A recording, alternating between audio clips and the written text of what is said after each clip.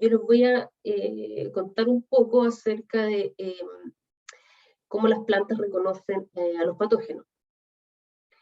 Va a ser como un vistazo muy general de lo que es la inmunidad vegetal.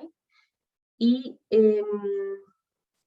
bueno, y un tema que a mí me gusta más que la genética porque está mucho más relacionado con lo que yo hago. En el laboratorio yo estudio inmunidad vegetal en tomate, cerezo y durazno. Entonces, vamos a partir con la clase. Que aquí está titulada como inmunidad vegetal e interacción planta-patógeno.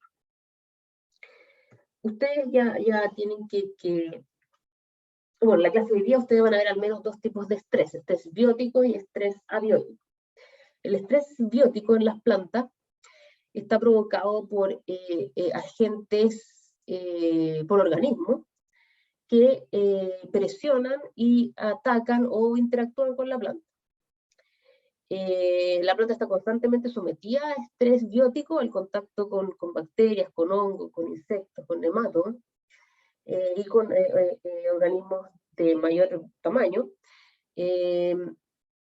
Esto genera un estrés biótico. Cuando el estrés biótico se vuelve crónico, se vuelve como patológico, en el sentido de que provoca una enfermedad, ahí decimos que este balance de estrés biótico, que podría estar en un estado sano, se convierte a una enfermedad infecciosa o a una enfermedad. Entonces, cuando la planta está continuamente perturbada y atacada con este agente causal, este organismo, agente causal biótico, se provoca una disminución del funcionamiento del metabolismo de la planta, del crecimiento de la planta, cambios estructurales en cuanto a pues, pérdida de hoja, y también puede afectar el ciclo reproductivo de la planta, disminuyendo la producción de semillas, por ejemplo, al modificar el metabolismo. Y esto es ya lo que se conoce como una enfermedad. Existen distintos tipos de agentes causales de enfermedades.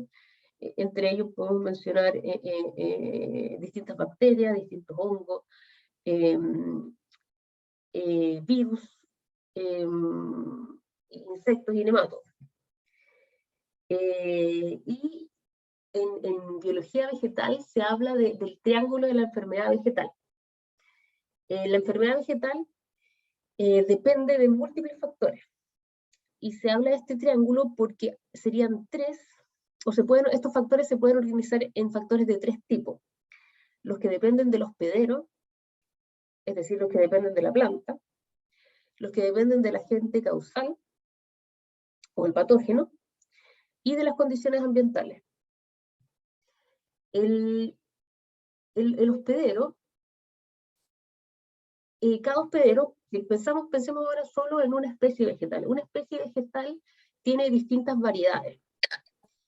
Y estas distintas variedades tienen componentes genéticos que son diferenciales entre las distintas variedades, pudiendo tener, por su background genético, por el fondo genético que tiene, pudiendo tener mayor o menor sensibilidad a distintas enfermedades y mayor o menor sensibilidad a las condiciones ambientales. Todo esto hace que el hospedero, por una parte, por su background genético, responde de manera distinta a un mismo agente causal, y por otra parte las condiciones ambientales también van a modular al hospedero. En cuanto al agente causal, en el agente causal también una misma especie de un patógeno tiene múltiples, diversas variedades del agente causal, como en la misma especie, cepas distintas. Y estas cepas distintas tienen distintos componentes genéticos, distintas proteínas, que le permiten infectar mejor o peor una planta. Entonces, toda la variabilidad que tiene un agente causal también es parte de los factores que determinan que exista o no exista una enfermedad. Y a su vez, el agente causal también modifica su comportamiento de acuerdo al ambiente. los ciclos de vida muchas veces, de los patógenos muchas veces están regulados por las condiciones ambientales. Lo mismo que las plantas, los ciclos de vida de las plantas están regulados por las condiciones ambientales. Y es por eso que las condiciones ambientales están en la base de este triángulo de la enfermedad vegetal, porque determinan muchos de los comportamientos de los hospederos y de los agentes causales. Y estos serían como los factores que determinan una infección o una enfermedad. Los patógenos tienen distintas estrategias de colonización de las plantas. De manera general se pueden diferenciar en 3 tipos de estrategias: necrótrofos, biótrofos y hemibiotrofos.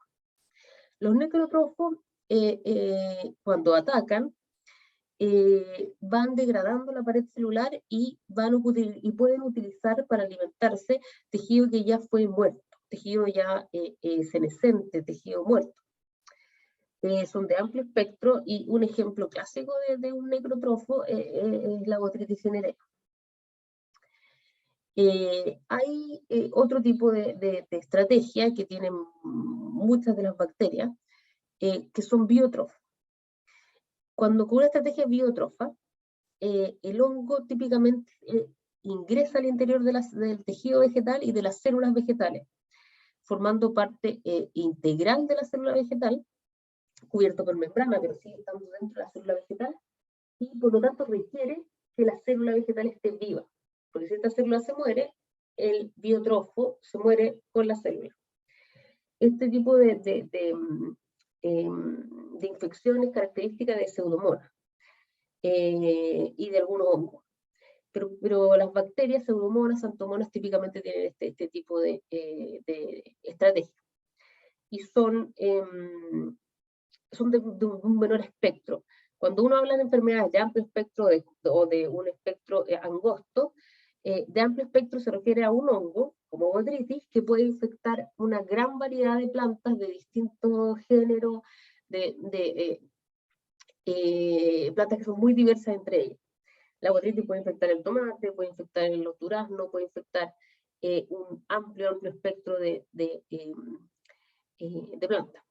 Versus las pseudomonas, que tienen una mayor especificidad de interacción. Dentro de las pseudomonas, por ejemplo, la pseudomonas syringae, existen algunas variedades, existen cepas específicas para infectar algún tipo particular de planta. En Pseudomonas syringae hay un patovar que se llama el patovar tomato, que infecta tomate. Hay otros patovares que pueden infectar alguna otra planta, pero hay especificidad en la interacción. Y los hemibiotrofos tienen una fase inicial biotrófica y después pasan a una fase necrotrófica. Un ejemplo de esto es Phytophthora infestans. En este caso se forma, por ejemplo, una fase inicial donde una parte del ciclo de vida de la Phytophthora crece en el interior de la célula vegetal. Luego de crecer, funciona parecido a un virus. Luego de crecer, la célula se muere y comienzan a infectar otras células. Entonces van matando las células que están infectando. Y esto de manera muy general, estoy segura que en algún otro curso de la carrera ustedes van a ver más acerca de enfermedades. Lo que yo les voy a contar en este caso no es de enfermedades, sino de cómo la planta va interactuando con el patógeno y cómo reconoce el patógeno. Y los cambios moleculares que se producen en la planta producto de esta infección. Esto lo voy a pasar por alto porque quiero que entremos al sistema inmune de las plantas. Entonces, vimos de manera general cómo funciona la estrategia que tienen los patógenos para infectar la planta. Pero cómo la planta se defiende. Las plantas, ustedes saben, son organismos sésiles que por lo mismo no pueden, no sé, en el contexto actual uno pensaría, las plantas no pueden hacer cuarentena para alejarse del patógeno, están frente al patógeno y tienen que seguir frente a él. Entonces entonces cuentan con un sistema de defensa para protegerse de los patógenos. Y este sistema de defensa uno lo podría llamar como sistema inmune, o yo prefiero llamarlo la inmunidad vegetal de la planta. O la inmunidad vegetal. El tipo de inmunidad que tienen las plantas es un tipo de inmunidad que se denomina inmunidad innata. La inmunidad innata está presente en muchos organismos, está presente en insectos, está presente en nematodos, está presente incluso en mamíferos.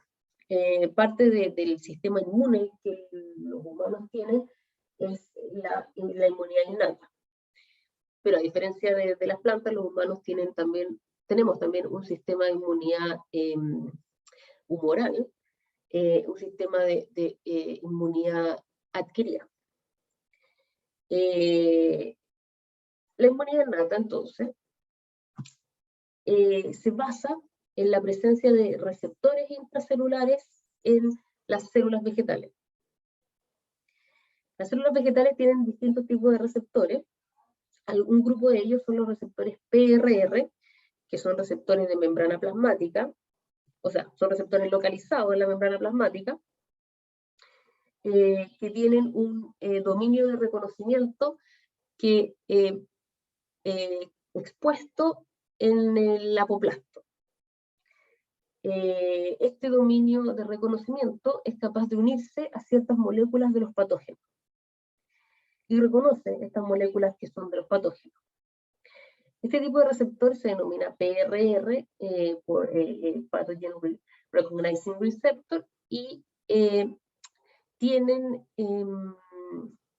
la característica de que reconocen moléculas de los patógenos que se denominan patrones moleculares asociados a microorganismos. Estos patrones moleculares son moléculas comunes que tienen los microorganismos. Por ejemplo, ustedes ya tuvieron microbiología, entonces ya tienen que saber lo que es un flagelo. Un flagelo es una estructura que tienen muchas bacterias, entre ellas la Xanthomonas, que le permite movilizarse. Es un polímero de distintas moléculas de flagelina. Y la flagelina es uno de estos patrones moleculares asociados a microorganismos. ¿Por qué? Porque solo los microorganismos tienen flagelina. Y ahí existe un grupo de receptores de las plantas que pueden reconocer esta flagelina. Otro patrón molecular asociado a microorganismos es el lipopolisacario. El lipopolisacario es un tipo de lípido de membrana celular que está presente solo en las bacterias. Entonces existe un grupo de receptores que puede reconocer este lipopolisacario. Para el reconocimiento de hongo, existe un grupo de receptores que reconocen ciertos polímeros de la pared celular de los hongos. Y existe otro grupo de receptores que reconoce unas enzimas denominadas silanasas. Las silanasas son enzimas que degradan la pared de la planta, y este grupo de enzimas silanasa, que es como específica de ciertos hongos, puede ser reconocida por otro grupo de receptores PRR de las plantas. Este concepto de y por qué estoy gastando tiempo en explicarle qué son los patrones moleculares, es porque esta primera barrera de defensa permite reconocer de manera general bacterias y hongos. Permite reconocer de manera general patógenos. No hay una gran especificidad. Estamos hablando que va a reconocer a todas las pseudomonas por su flagelo. Va a reconocer a todas las botrytis por la silanasa. No hay una gran especificidad.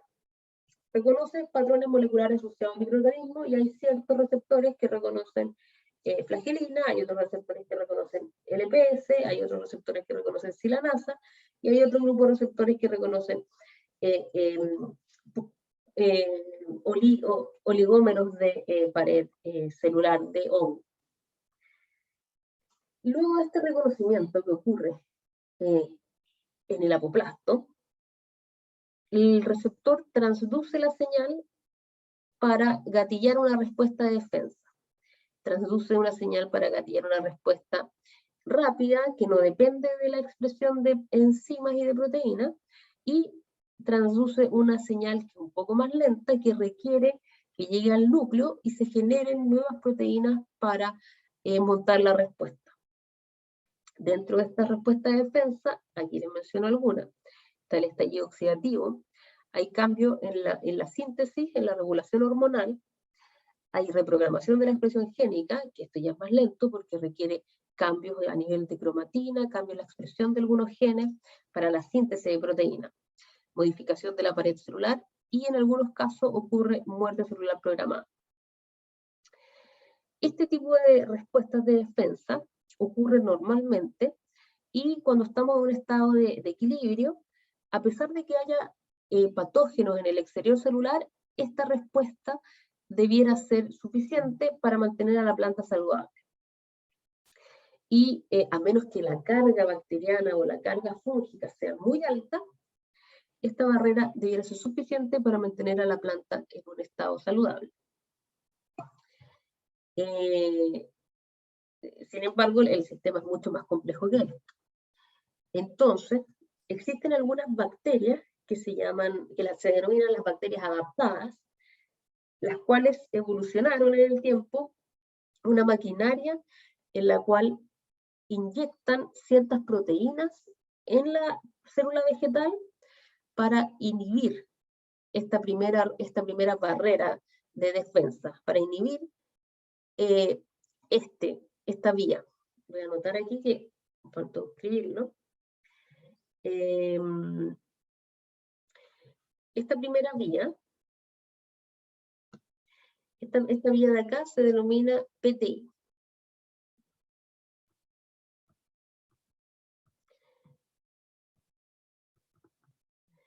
Esta vía se denomina PTI.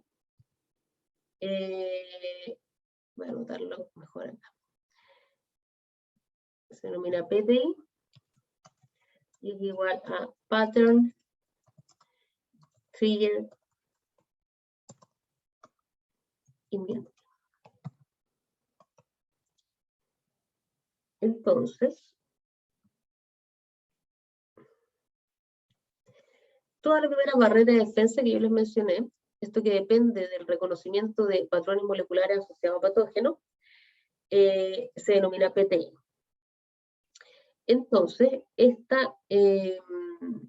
los patógenos adaptados tienen un sistema, toda una maquinaria, un set de genes distintos que hace que tengan esta maquinaria para inyectar proteínas al interior de las células que se denominan efectores ABR. Estos efectores ABR inhiben la respuesta PTI, inhiben esta respuesta. Y al inhibir esta respuesta, estos patógenos adaptados generan enfermedad. Y las plantas son sensibles al patógeno, es decir, generan una enfermedad. Todo esto porque estos patógenos adaptados son más virulentos, y son más virulentos gracias a que pueden inhibir la respuesta de defensa de las plantas.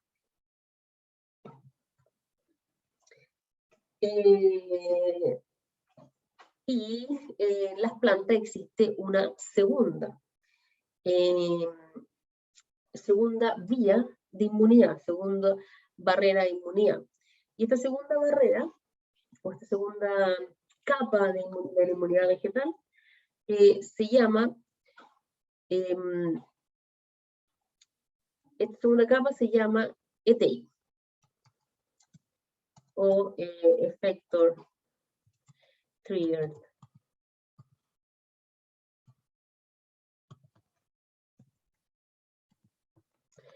Immunity.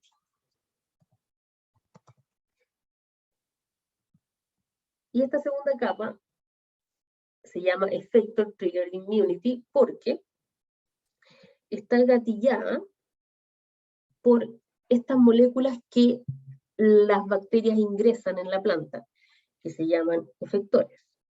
Entonces, estos efectores, en esta segunda capa de inmunidad, son reconocidos por otro conjunto de receptores de la planta, que se llaman receptores NLR. Estos receptores NLR reconocen a estos efectores y inhiben, o sea, suprimen la inhibición que los efectores estaban dando. Al suprimir esta inhibición, se restablecen las respuestas de defensa gatilladas por esta vía, gatillada por PTI. Se restablece esta respuesta de defensa y las variedades son resistentes al patógeno.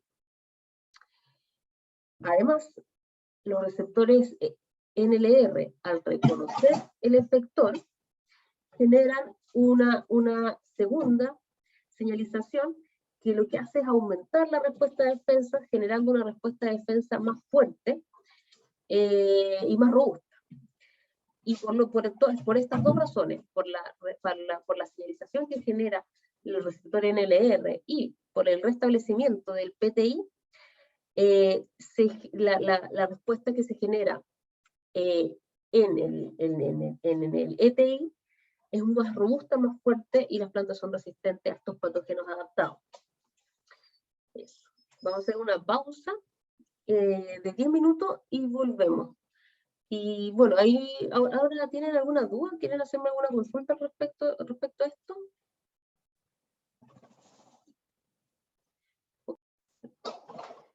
Ya.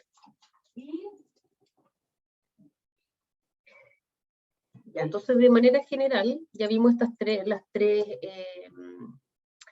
como los tres procesos que ocurren en la inmunidad vegetal, donde PTI y ETI ocurren, son parte de la inmunidad de la planta, y este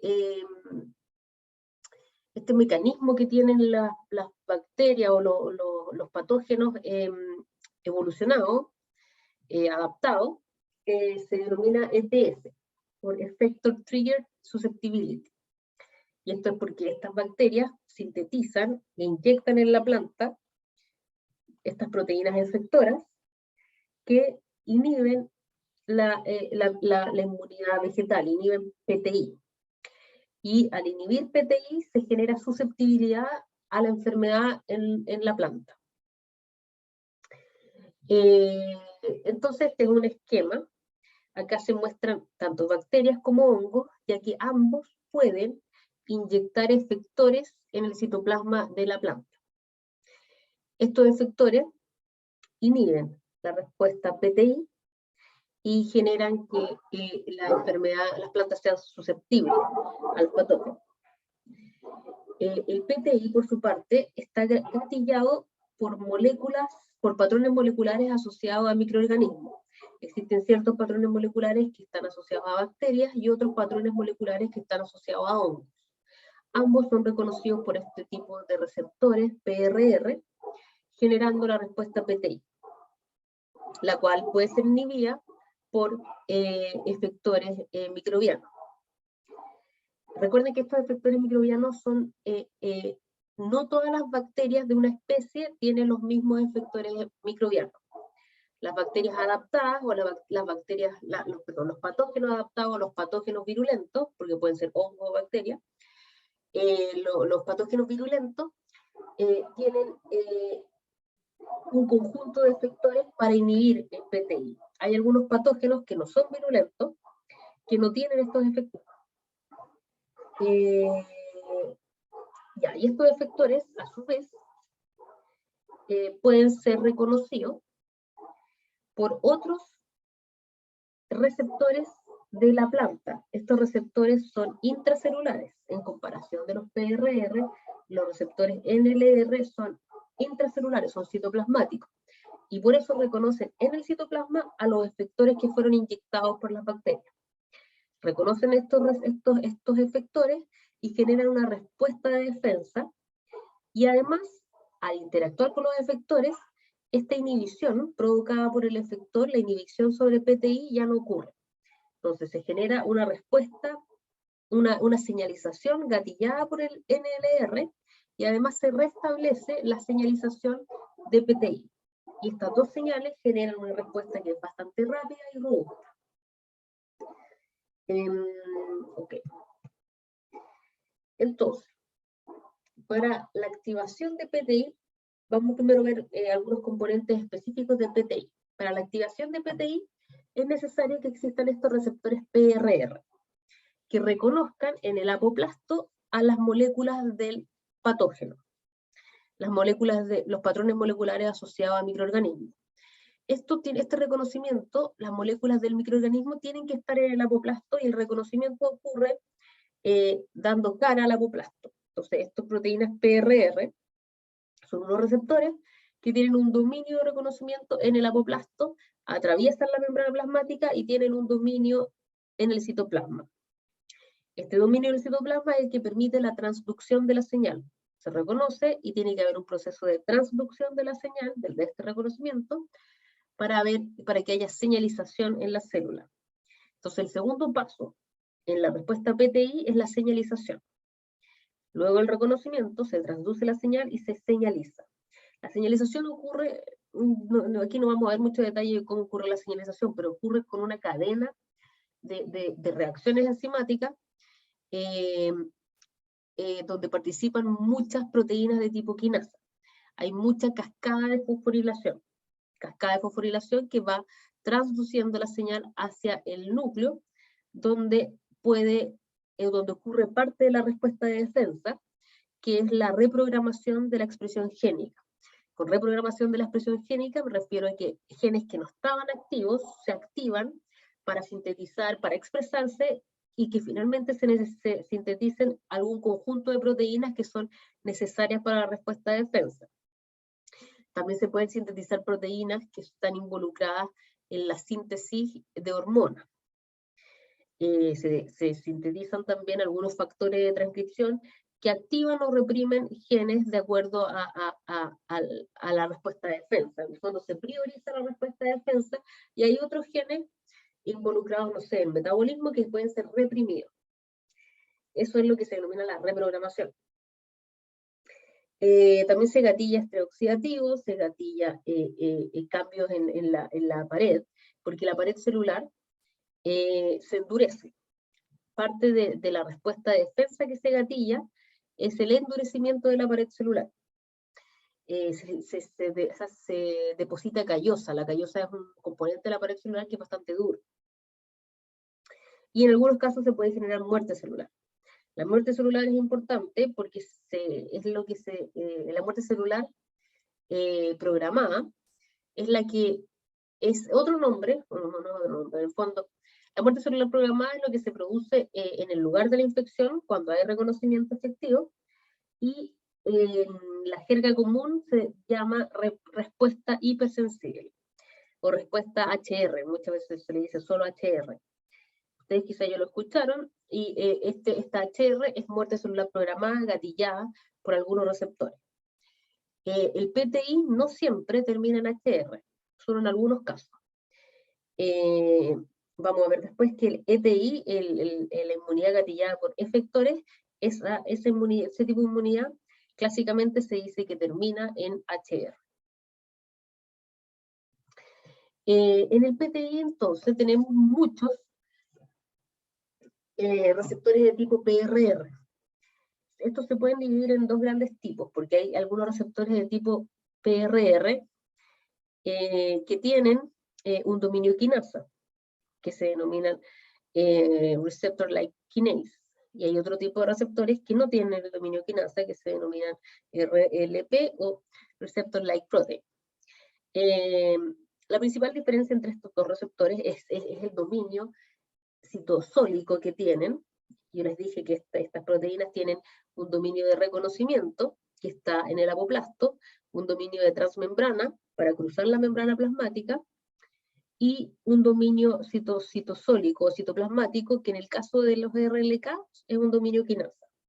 Y en el caso de los RLP no es un dominio quinasa, es solo una cola polipeptídica que tiene que interactuar con otras proteínas señalizadoras, otras proteínas quinasa, para poder transducir la señal, versus los RLK que tienen más independencia porque ellos mismos tienen su propio dominio quinasa.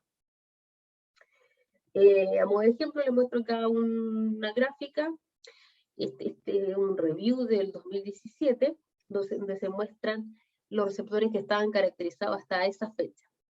Hoy en día está aumentado. No tanto quizás en el tipo de receptor, pero sí en las variedades vegetales que tienen estos receptores. Hay receptores que reconocen, por ejemplo, estos de acá fueron caracterizados en Arabidopsis, estos en tomate. Del tipo de RLP hay un gran número que ha sido caracterizado en tomate. Aunque tomate también tiene receptores de tipo de RLK. El FLC2 que está acá también fue caracterizado en tomate. Ok. Entonces, la activación de PTI, luego, entonces, es decir, luego el reconocimiento de estos MAM, genera distintas respuestas celulares y respuestas de defensa. Dentro de las respuestas celulares ya habíamos hablado, porque les mencioné que existe una cascada de señalización de MAP kinasa para producir cambios transcripcionales. Pero aquí también participan otro tipo de enzimas, como otro tipo de proteínas, como las quinasas dependientes de calcio. Y esto es relevante porque una de las primeras respuestas que se producen luego del reconocimiento, y con esto estamos hablando de no más de 5 minutos, se produce el reconocimiento y dentro de los 5 minutos se produce un flujo, un ingreso de calcio. Este ingreso de calcio puede activar estas quinasas dependientes de calcio. Y esta forma gatillar la respuesta de señalización, la traducción de la señalización y la reprogramación génica o algún otro tipo de respuesta más tardía. Entonces ya a los 5 minutos hay un cambio en la fisiología de la célula producido por este ingreso de calcio, el aumento del calcio intracelular, que está ligado también a la producción de ROS, a la producción de especies reactivas del oxígeno en la membrana plasmática, aumentando las especies reactivas del oxígeno en el apoplasto. Esta señal también es típica, se denomina el estallido oxidativo, y el estallido oxidativo lo que hace es aumentar las especies reactivas del oxígeno en el apoplasto. Estos cambios en las especies reactivas del oxígeno también ayudan a que se endurezca la pared celular. Y dentro de las respuestas de defensa, ya aquí vamos a respuestas de defensa más tardía, que ya no son respuestas celulares, sino que son un poco más a mayor nivel. Tiene que ver con lo que ya hace los cambios transcripcionales, cuando ya ocurrió cambios transcripcionales, que son respuestas más tardías, como la deposición de callosa que yo les estaba mencionando, que se sintetiza en el interior de la célula, pero se secreta al apoplasto. Aquí también está la producción de distintos cambios hormonales. Dentro de los cambios en los niveles de hormonas, típicamente ocurre un aumento de la producción de etileno, ácido salicílico o ácido jasmónico. Y se sintetiza otro grupo de metabolitos secundarios. Pueden ser fitolexinas o sesquiterpenos o monoterpenos, que son moléculas que pueden disminuir o inhibir el crecimiento de los patógenos. Y además se sintetizan proteínas, algunos compuestos, bueno, las fitolexinas tienden a ser tóxicas contra las bacterias, y contra los hongos se sintetizan un conjunto de proteínas que degradan la pared de los hongos. También se sintetizan algunos inhibidores, desde las enzimas que degradan la pared de la planta. Hay múltiples respuestas, y aquí yo solo les estoy mencionando algunas y no estamos yendo al detalle de ellas, pero que en algún curso podamos ver mayor detalle.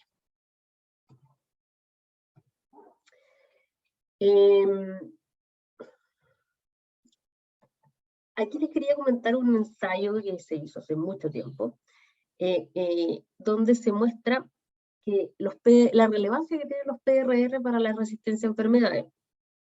Por algún tiempo se pensó que solo la respuesta ETI era importante para generar resistencia a enfermedades. Pero los PRR tienen un rol bastante importante y este ensayo lo muestra. Aquí nosotros se les muestra la transgenia de un gen de la planta modelo de investigación Arabidopsis thaliana. En Arabidopsis thaliana se caracterizó este receptor, el receptor EFR, que reconoce a la proteína EF-tau de bacterias, de Pseudomonas. Y este receptor EFR fue caracterizado en Arabidopsis. Tomate no tiene este receptor EFR. Tomate no tiene este receptor EFR, por lo tanto, lo que se hizo en este ensayo fue hacer una transgenia en plantas de tomate que no tenían este receptor EFR, y ahí se transformó con este receptor EFR. Entonces, ahora se generó una planta transgénica con un receptor EFR. Receptor que, como les dije, provenía de Arabidopsis. Y este es el resultado que se obtuvo después de la infección. Después de la infección, las plantas que no tenían el EFR, las plantas no transformadas, las silvestres, fueron muy susceptibles al tratamiento con Pseudomonas, versus la planta que tenía el EFR, que ahí, al tener sobreexpresado este EFR, fueron más resistentes a este patógeno. Y entonces aquí se muestra un ejemplo, la relevancia que tienen los PRR en la resistencia a enfermedades. Tanto PTI como ETI son relevantes para generar resistencia a enfermedades. Acerca de el ETS, vamos a ver algunos mecanismos, cosas importantes que deberían ustedes saber. El ETS, los efectores también son llamadas proteínas ABR, por proteínas de avirulencia. Los efectores ABR son sintetizados en el citoplasma de las bacterias, y en el caso de las bacterias gram negativas, como son Pseudomonas o Xanthomonas, estos efectores son inyectados en el citoplasma de la célula vegetal a través de un sistema de secreción tipo 3, que es este complejo multiproteico, donde el complejo de secreción tipo 3 tiene un barril que traspasa la membrana interna de las bacterias gram negativas. Aquí tiene otro complejo que traspasa la membrana externa de las bacterias gram negativas, y este tipo de jeringa que traspasa el apoplasto para luego traspasar con este otro barril la membrana plasmática de la bacteria, y así inyecta desde el citoplasma de la bacteria al citoplasma de la planta los efectores ABR. Este es el sistema que las bacterias gram negativas tienen, porque recuerden que las bacterias gram negativas son bacterias que tienen una doble membrana. Las bacterias de tipo gram positiva, que tienen una membrana simple, y estas bacterias también pueden inyectar efectores ABR en la célula vegetal, pero a través de un sistema de secreción tipo 4. Y este tipo de secreción es parecida al que tienen los hongos, porque los hongos también tienen una sola membrana plasmática, una sola membrana plasmática, versus las bacterias gram negativas que tienen esta doble membrana de separación. Y los hongos además también pueden secretar los efectores o las proteínas ABR al apoplasto. Hay un conjunto de efectores fúngicos que no son inyectados al interior que no son inyectados al interior de la célula vegetal. Y este tipo de efectores ABR fúngicos, que son secretados al apoplasto, no son reconocidos por proteínas NLR, sino que son reconocidos por receptores tipo PRR. Este es una excepción. Entonces, por eso está escrito aquí en cursiva, porque es una excepción de la regla.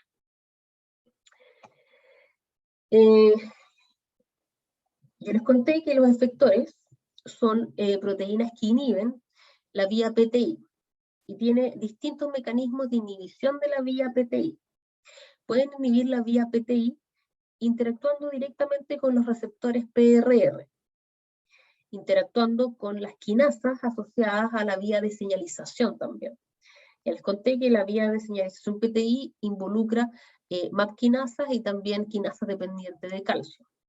Existen algunos efectores, como estos que están acá, estos ejemplos de acá, que inhiben la MAP quinasa.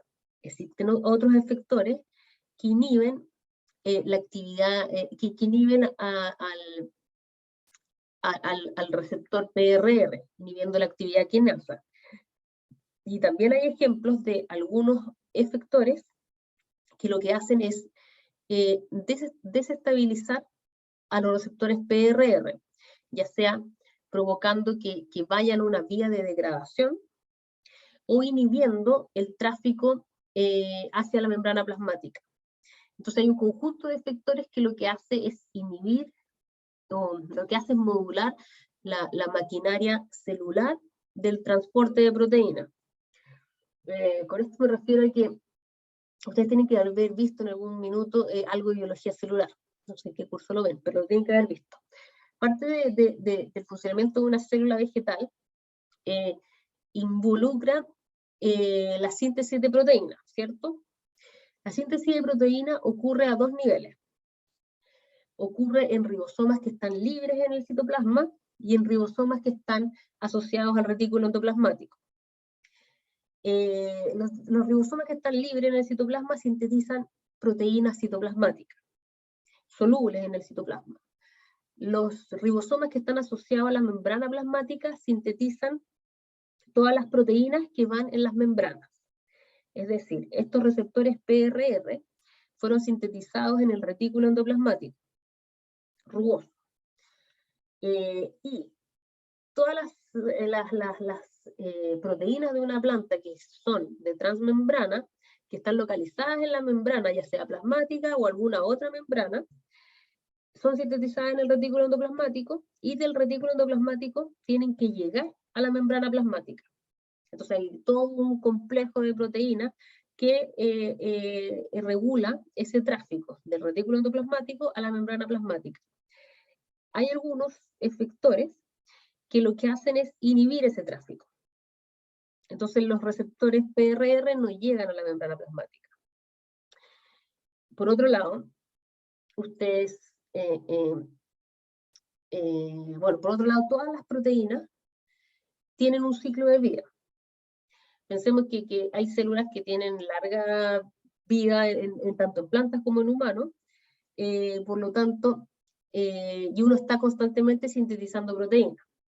Entonces tiene que haber una vía de degradación de las proteínas, porque si no estaríamos acumulando y acumulando proteínas, y tiene que haber una vía que elimine las proteínas. Y esta vía de eliminación de proteínas depende de algo que se llama la vida media de las proteínas. Y esto significa que dependiendo del tipo de proteína, tiene como un ciclo de vida. Digamos que hay proteínas que pueden durar, no sé, meses, hay proteínas que van a durar horas, esto implica que hay un mecanismo en las células para degradar las proteínas. En el caso de estos efectores, hay algunos efectores que aceleran la degradación de las proteínas PRR. Al acelerar la degradación de las proteínas PRR, provocan un desbalance, un movimiento que desplaza el equilibrio hacia la degradación. Y al desplazar el equilibrio hacia la degradación, provoca que hay menos PRR disponibles para el reconocimiento de patógenos. Esos serían como los tres mecanismos: la inhibición del PRR, la inhibición de la señalización, de la transducción de la señal, la inhibición del dominio quinasa. Luego está la desestabilización de los PRR o la disminución del PRR disponible en la membrana plasmática, ya sea por inhibición del tráfico del retículo endoplásmico a la membrana plasmática o por el aumento de la degradación de estos PRR. Y el tercer punto de inhibición esa inhibición a otro nivel, no a nivel de PRR, sino que a nivel de MAP quinasa, a nivel de la vía de señalización. Entonces también se puede inhibir el PTI, estos efectores pueden inhibir el PTI, inhibiendo la ruta, la cascada de MAP quinasa. ¿Sí?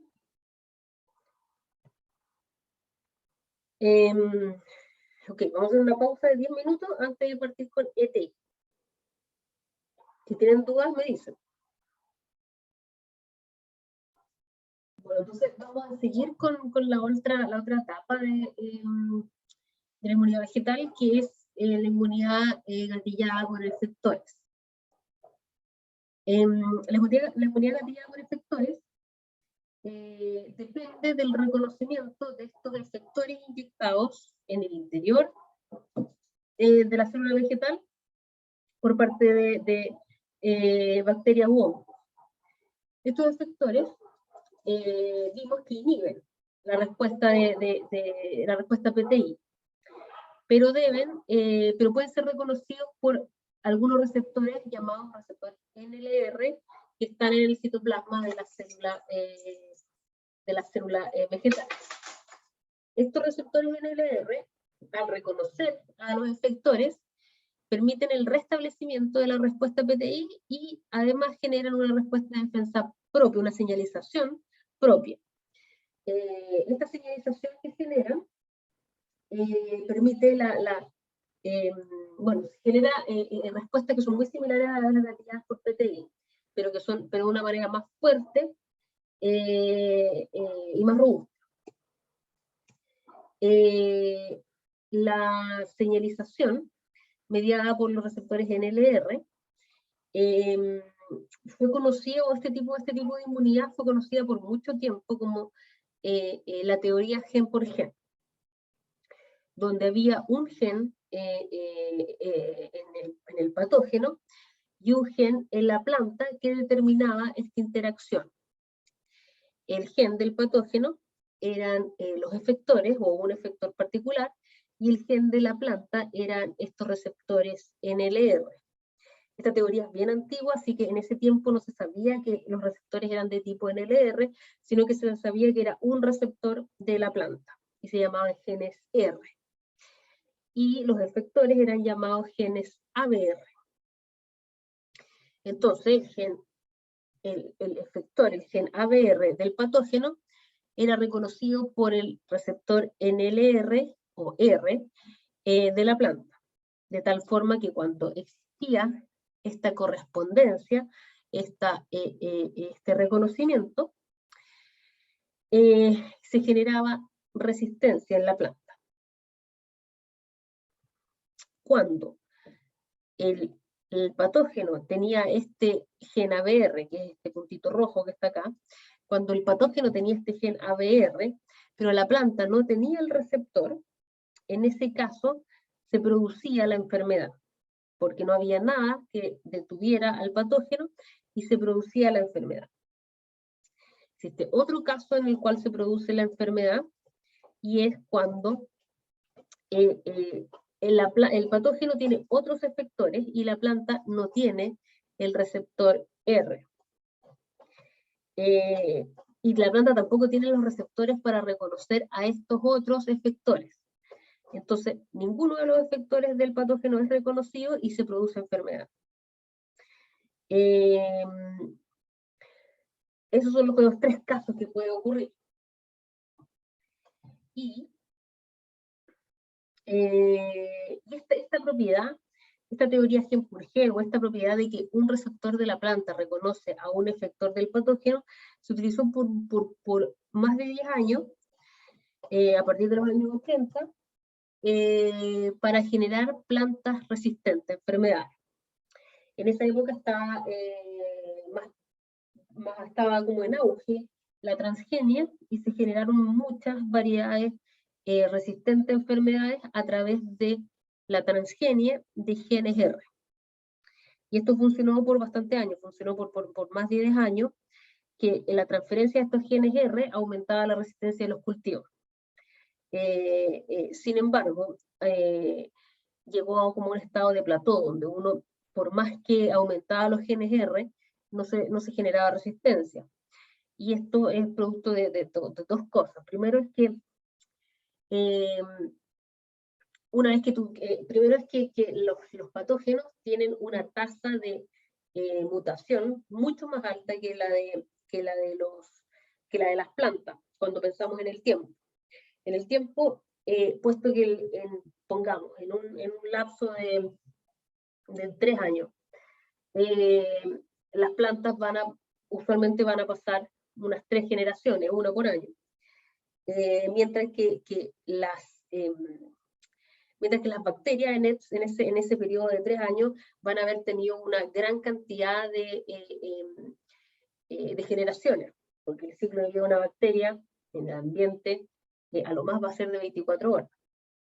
Entonces, se van acumulando muchas mutaciones y la bacteria se va adaptando a la planta, a pesar que ya tenga un gran número de receptores de tipo NLR.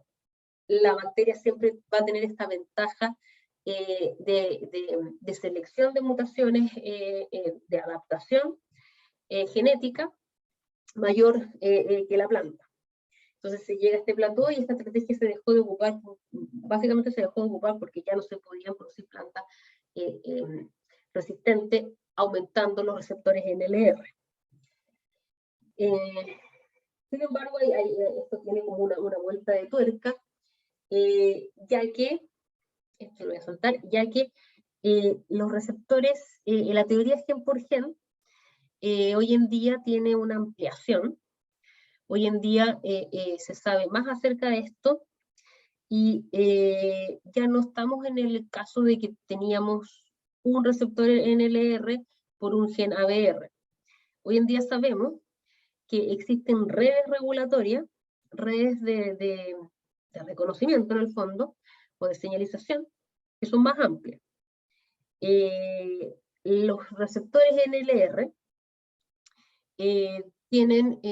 pueden ser, como se veía en aquel entonces, como un receptor de tipo R, en el cual un receptor mediaba la señalización de un efector, pero hoy en día se sabe que existen redes de reconocimiento donde muchos sensores, muchos receptores NLR llegan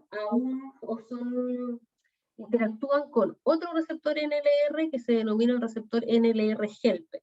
En esta red, el helper está escrito con el color café. Entonces, tenemos el sistema funciona de manera binaria, no binaria, de manera complementaria, de tal forma que hay un receptor NLR, que es el que interactúa con el efector, y hay otro receptor NLR que canaliza la señalización. Entonces vamos a tener dos tipos de receptores NLR, un receptor tipo sensor y un receptor tipo helper. El receptor tipo helper es aquel que transduce la señal. El receptor tipo helper transduce la señal y los receptores tipo sensor son los que reconocen a los efectores. ¿Y por qué digo que esto es importante? Porque este tipo de sistema de señalización permite que la planta tenga una mayor variabilidad en los sensores y que el gen NLR helper sea más estable, porque es el que está encargado de la señalización. En este contexto, hoy en día sería, por ejemplo, más interesante realizar ingeniería genética sobre estos receptores NLR helper, que no son los que reconocen el patógeno, que no son los que reconocen al efector, pero son los que canalizan la señalización. Y tener estos receptores, no sé, más sensibles, más potentes, tener una mejor eficiencia en estos receptores de tipo helper podría aumentar la resistencia a patógenos. Estos receptores de tipo helper, de otro esquema mostrando lo mismo, en el fondo reciben la señal de diversos receptores sensores NLR y también se conectan con la vía PTI, generando una respuesta de defensa que muchas veces es la respuesta hipersensible.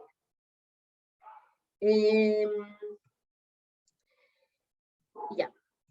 Este tipo de sistema donde la señalización depende de dos componentes, un componente que es el sensor y un componente que es el helper, permite tener una mayor variabilidad en el sistema.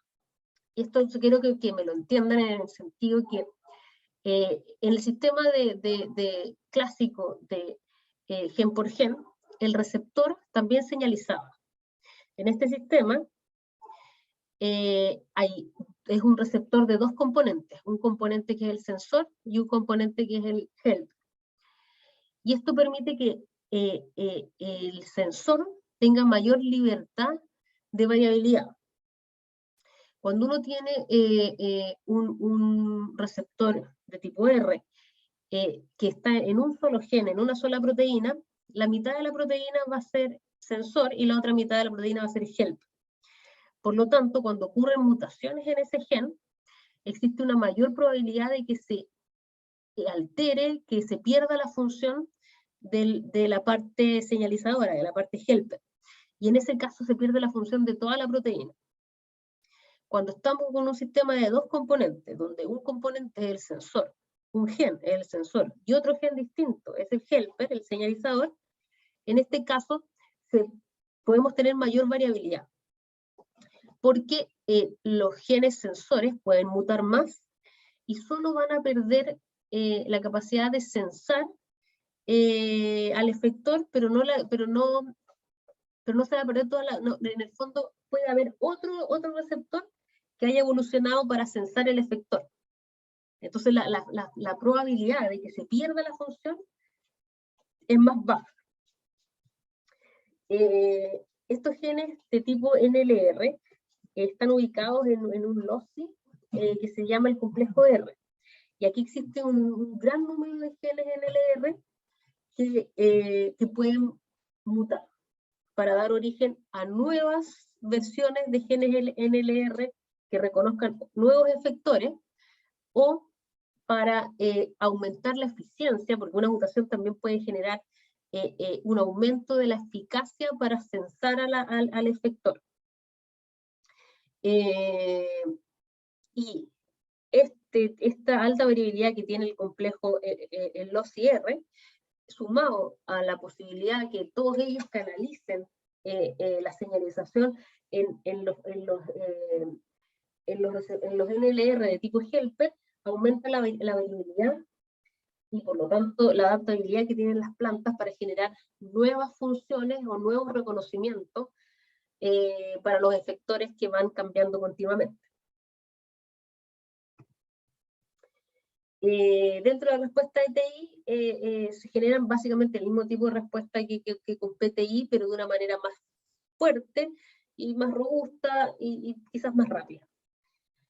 Y esto porque cuando hay ETI se reactiva PTI y además se refuerza la respuesta de defensa por la señalización que genera el receptor NLR. ¿Qué más me queda por contarles?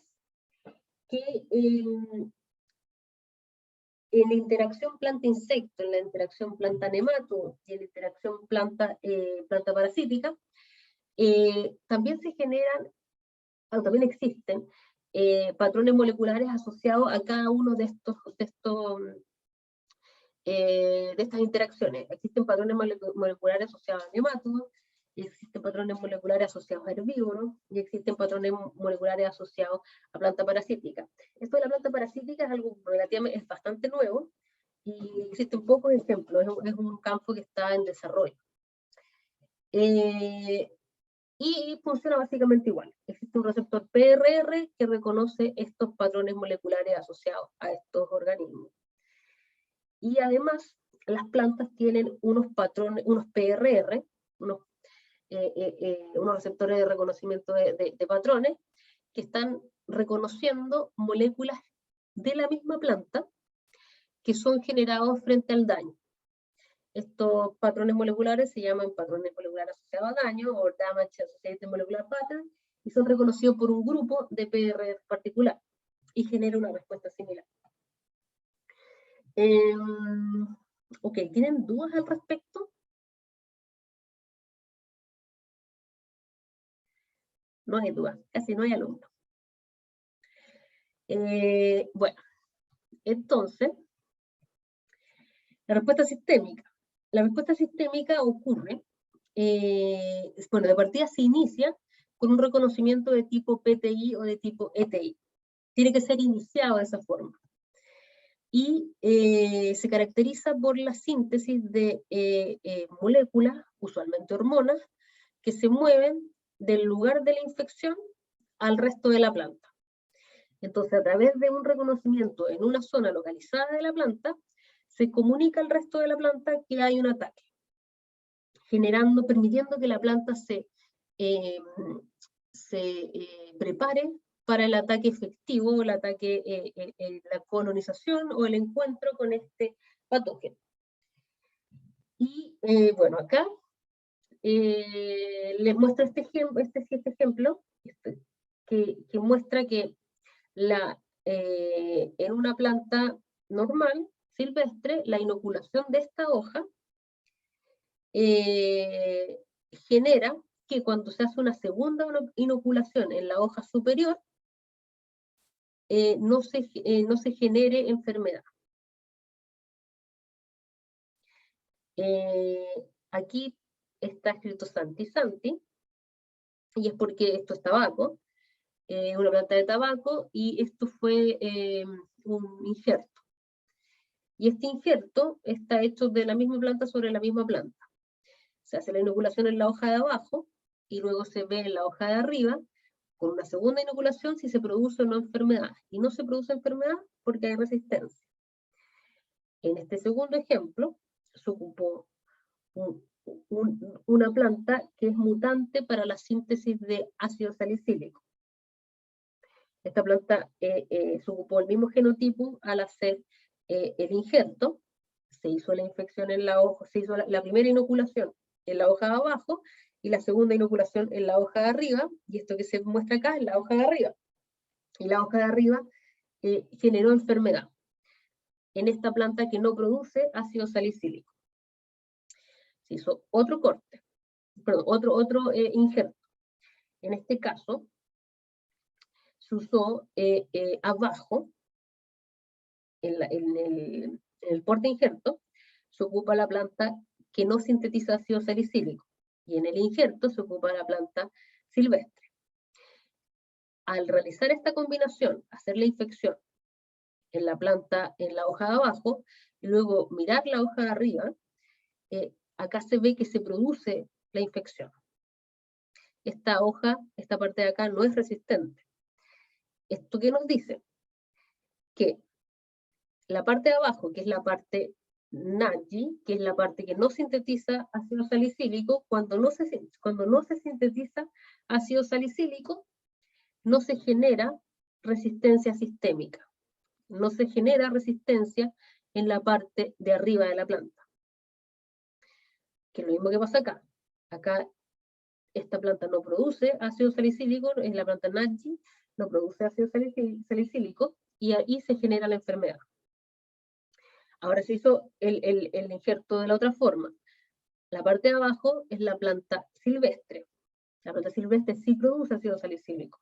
La parte superior es la parte NAGI, la parte de la planta que no produce ácido salicílico. Se hizo la primera inoculación en la hoja de abajo, luego la inoculación en la hoja de arriba, y este es como el fenotipo de la hoja superior. Y en este caso, puesto que la parte inferior producía ácido salicílico, no se ve infección.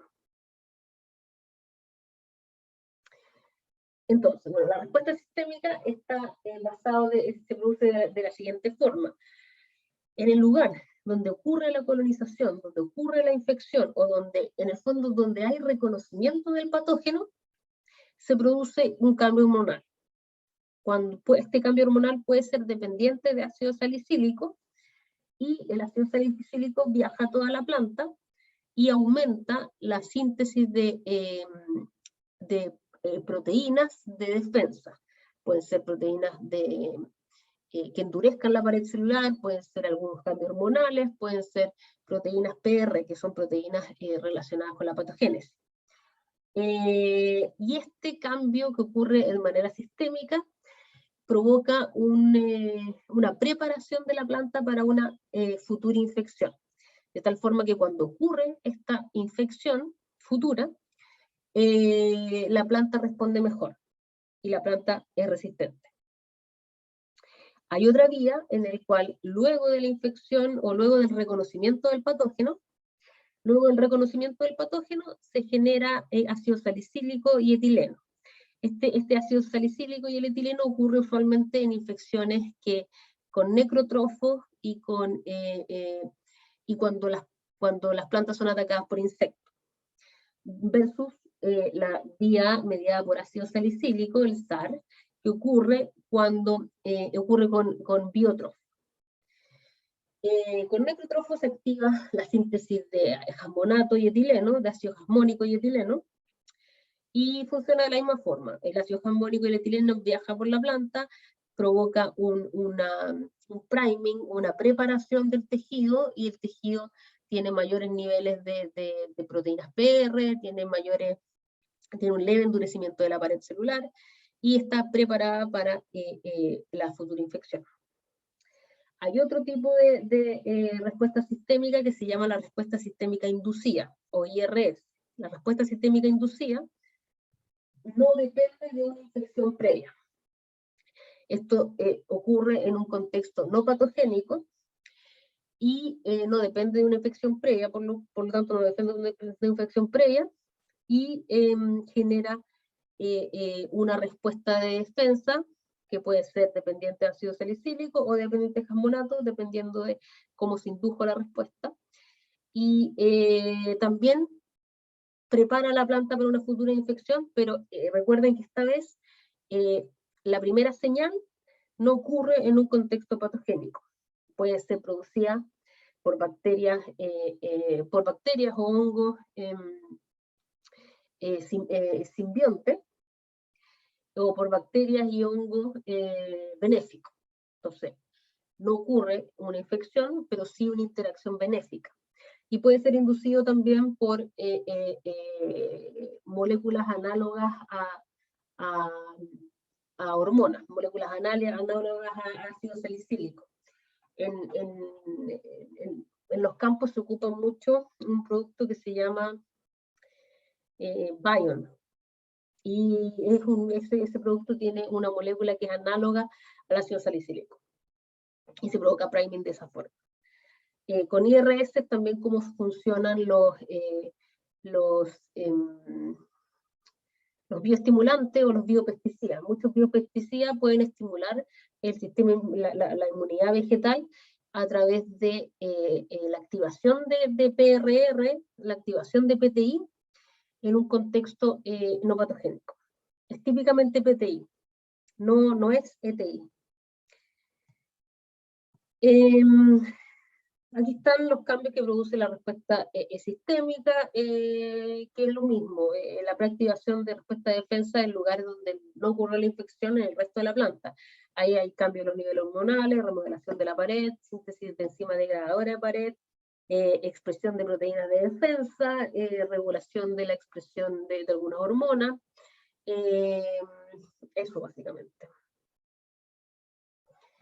Y ya, lo último que me queda es contarles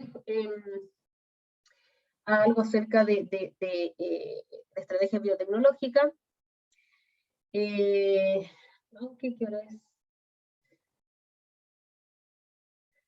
No, bueno, lo vamos a dejar hasta aquí porque ustedes tienen luego clase con Carolina a las 11.